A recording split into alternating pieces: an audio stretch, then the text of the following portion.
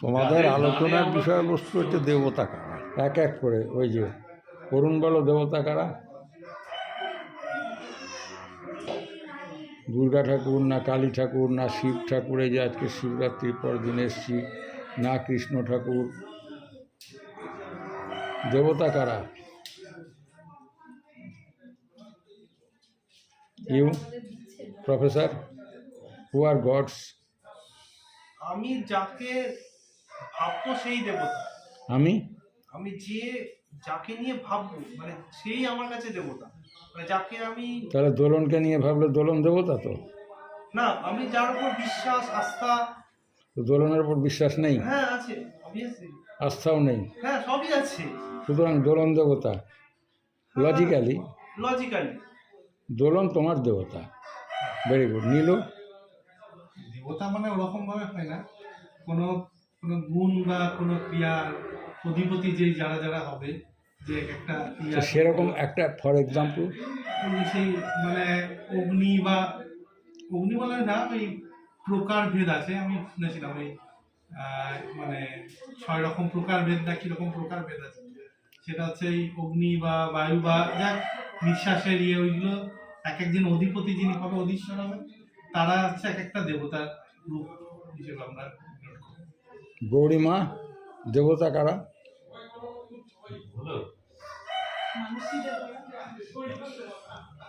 তার মানে এই যে এত কোটি 90 কোটি মানুষ যদি ভারতবর্ষে আছে, তো ভারতবর্ষে 90 কোটি দেবতা আছে।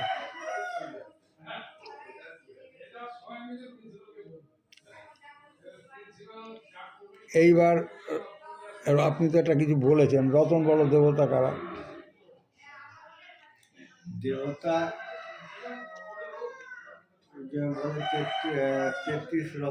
এখানে এখানে এসে বসো, এখানে এসে বসো। 33 রকম দেবতা, পুরোটা নাম আমি বলতে পারবো না। সে নাম বলতে হবে না। হ্যাঁ 33 রকম জল, বায়ু, হাওয়া, ঠিক আছে, ঠিক ঠিক ঠিক ঠিক ঠিক ঠিক বুঝতে পেরেছি। হ্যাঁ সূর্য, বুঝতে পেরেছো? হ্যাঁ পেরেছি। হ্যাঁ এখানে এক কথায় সাধনবাবু বললেন, যাদের দানে আমরা পরিপুষ্ট হই, অর্থাৎ পরিপোষণ না হলে, নারিশমেন্ট না হলে আমাদের কি হয়, নারিশমেন্ট আমাদের যদি না হয় তো আমরা আমাদের অস্তিত্ব সংকটে পড়ে যায়, তাই তো?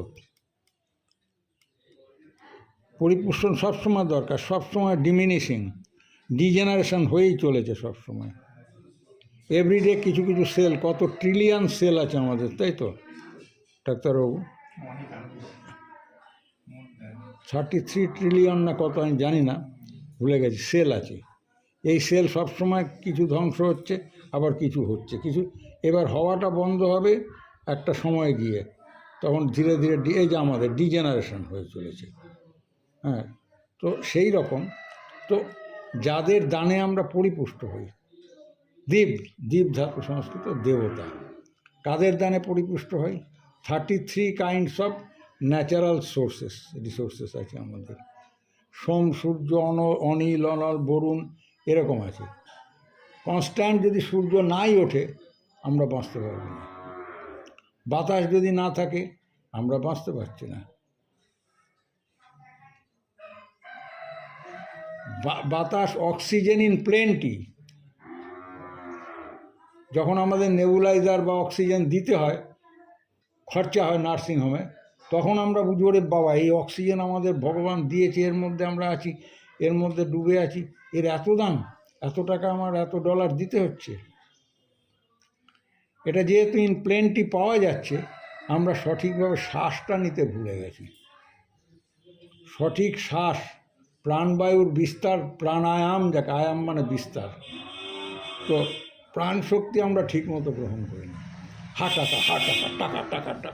টাকা money money money, sweeter than honey, shiner than sun, without life there is no fun, without money there is no fun. তাহলে আমরা সঠিকভাবে নিঃশ্বাসটা পর্যন্ত নেই না। তাহলে দেবতা হচ্ছে তারা যাদের দানে আমরা পরিপুষ্ট হই। 33 কাইন্ডস, এই 33 রকম, কোটি মানে রকম, এই 33 ধরন, এই 33 রকমের দেবতা 33 কোটি, নট 33 মিলিয়ন। আমার সঙ্গে মুসলমান কলিগরা বলতো, তোদের এত ঠাকুর দেবতা, 33 কোটি? হ্যাঁ, আরে বাস। তাহলে প্রশ্নটা ছিল দেবতা কারা, ক্লিয়ার হলো। এই দেবতার আমরা সেবা করব কী করে? ইকোলজি মেনটেন করতে গিয়ে। আমার তো এসি ছাড়া চলে না, অভ্যেস হয়ে গেছে। এসিতে নিজের ক্ষতি করছি, নিজের ইমিউনিটি লস করছি, হ্যাঁ, এবং প্রকৃতিকে নষ্ট করছি। আমার যে ওজোন লেয়ারের ক্ষতি করছি ওটাকে ফুটো করে দিচ্ছি। তো মানে আমাদের ইকোলজিকে মেনটেন করা উচিত, প্রকৃতিকে, তাহলেই ও ঈশ্বরের সেবা করা হয়। আর ঈশ্বর জ্ঞানে শ্রদ্ধা করতে হবে পিতা মাতা গুরুজন এদের।